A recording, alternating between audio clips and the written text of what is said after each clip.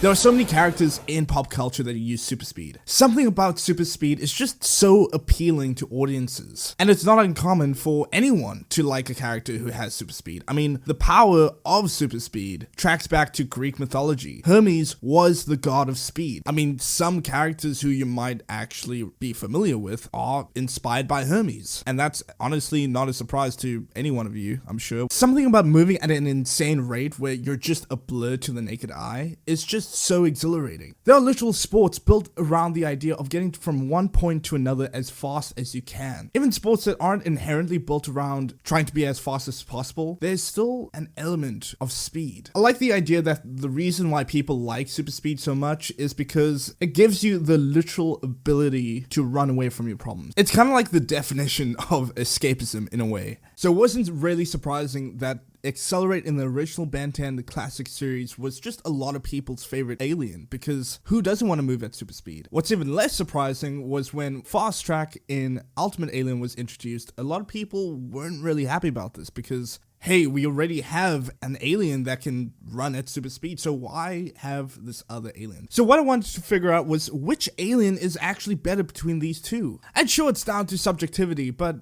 let's just break it down for a second and see which one exactly is the best. Okay, so when it comes down to abilities, both have pretty much the same powers, from enhanced speed, jumping, stamina, dexterity, and balance. But XLR8 takes the cake with a slightly longer list of abilities that include accelerated thinking, wall and water running, and vortex creation. When it comes to design, it really just comes down to appeal, and it might be the nostalgia talking, but XLR8 takes this one for me. Like, to an extent, it is subjective, but in design, a way to really check the functionality of a character design, you can simply black out the shape of that character to look at its silhouette to see how it reads. And then if we do this with XLR8, you instantly get the idea of the character's personality and the powers. With Fasttrack's design, it looks like it was going for a more superhero silhouette, but it honestly just looks like a knockoff Quicksilver, which isn't great. Now, strength. When it comes to strength, Fasttrack actually does take this category. He's shown effortlessly carrying people while jumping great distances. And honestly, I do get the sense in his portrayal in the series that he's just better in a fight than XLR8,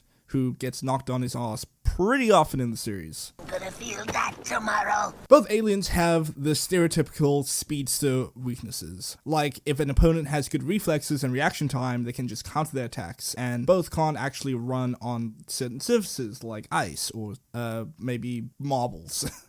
But one weakness in particular that is really damaging is Fasttrack's inability to stop instantly like XLR8 can, which gives XLR8 this category as he has slightly less weaknesses than Fasttrack. But what about the category that really matters? Speed. Who is actually faster? So it's stated in the Ben 10 wiki that XLR8 can move at 500 miles per hour or 800 kilometers per hour. We're not given a specific number for how fast Fasttrack can be, but it's kind of implied that Fasttrack is slightly slower. And this gets hinted at in the episode A Night to Remember, when Fasttrack goes up against Sir George and gets knocked down almost instantly, and Kevin says, "Nah, it's good.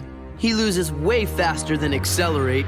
So there you have it, guys. Between our two speedy aliens from Ben 10, XLR8 wins. I might be a little biased, but what can I say? I love XLR8. He's so cool. Hey! Hang on. Pedal to the metal. And as always, why not like and subscribe, guys? If you guys want more content on anything pop culture related, check out our channel. We have tons of fun stuff there. And yeah, we'll see you there.